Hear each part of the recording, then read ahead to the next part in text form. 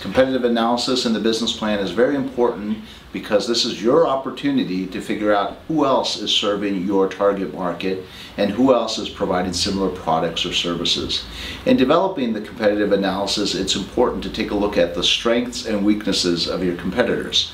For example, are they providing warranties on the product that they're selling? If they are they providing a 6-month warranty and you can provide a 12-month warranty?